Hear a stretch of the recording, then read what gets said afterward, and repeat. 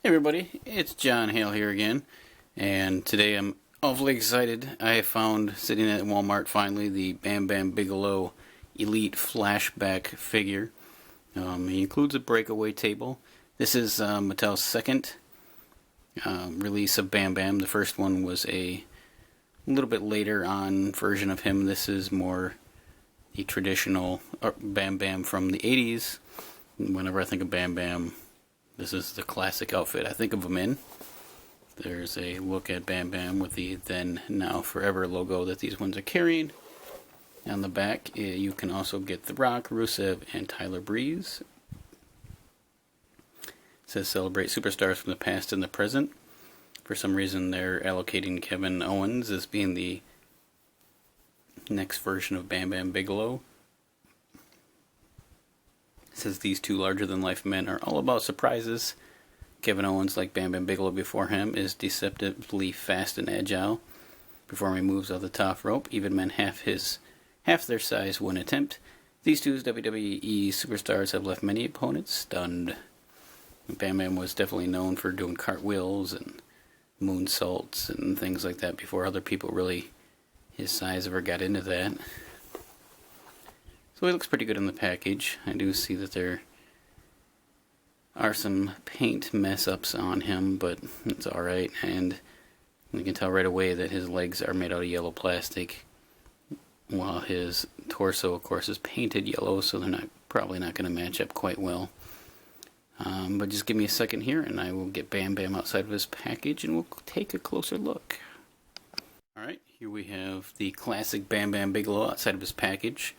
When I look at this figure, it makes me remember, was it 1987? I think it was the first Survivor Series when he was in the main event on Hogan's team. He definitely became one of the top faces in the company at that point in time. It was kind of his breakout match. He put on quite a performance, and he was the sole survivor from that team, even though he ended up getting beaten by Andre the Giant in the end. He did put on a great match, and he showed up eventually in ECW and had a lot of really epic matches there as a part of the Triple Threat, and then he had a kind of mediocre return in WCW where he joined the hardcore division. But this is the classic look of Bam Bam Bigelow, and his face sculpt's pretty good. Get a closer look here. Likeness is very good. Tattoos on his head with the flames are nicely done. I could have sworn he had an anchor on this arm and not an eagle. I might have to look that up a little bit later. That throws me off. But there are a few paint issues. I think right here there is double up of the paint of the yellow. You can see the black coming through. Like the figure from the waist down is really good, and from the waist up it's a little rough. Like the paint on the arms looks like they were somehow they were like a decal or a piece where they just wrapped it around and it just kind of overlays and sticks there. There's a little bit of roughness here. Paint blob on his arm over here. Other than that, though, it's a pretty good resemblance to Bam Bam. His arms seem a little small to me. He's got this big body, and his arms just seem kind of tiny, especially here in the forearms. But let's take a quick look at his articulation. His head does go all the way around if you need it to, and it does go up and down a little bit, which is kind of nice. He has the ball jointed shoulders that go all the way around and up and down. He's got a bicep swivel. He's got single jointed elbows that bend very well.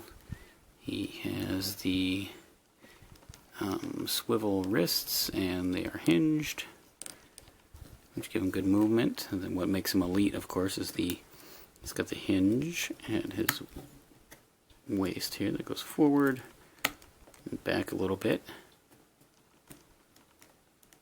And he does have a swivel at his waist. The ab crunch doesn't seem to rub the paint, which is good. See, his legs can go out this far. Go forward to here, and not back really at all. He does have a upper thigh swivel. He has nice double jointed knees, and his ankles do go back and forward, but they are super stiff on this guy. There we go, that one moved. And they have a bit of a pivot.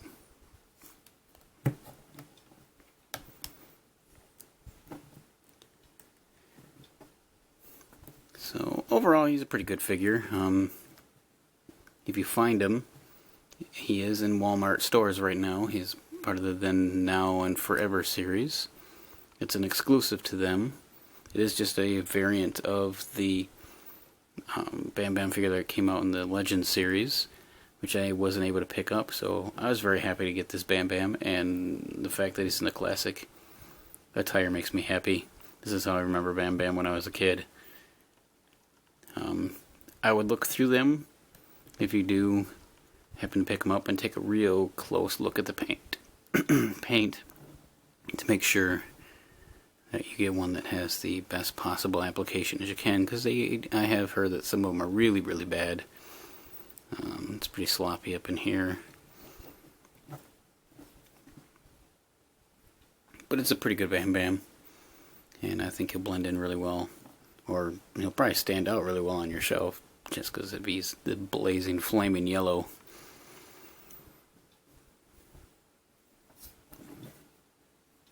I'm glad that they're still putting out these flashback figures. I mean, it's great to get the modern figures, of course, but having a really well-articulated version of some fan favorites is always nice. Like, Bam Bam was one of my favorites when I was growing up. And the ability of a guy who's almost 300 or more than 300 pounds to do splashes and moonsaults and all that kind of stuff was great back then. So that is a look at Bam Bam Bigelow. And if you enjoyed this at all or learned anything, maybe give me a thumbs up down at the bottom. Subscribe for more videos. And as always, thank you for watching, and I will see you around.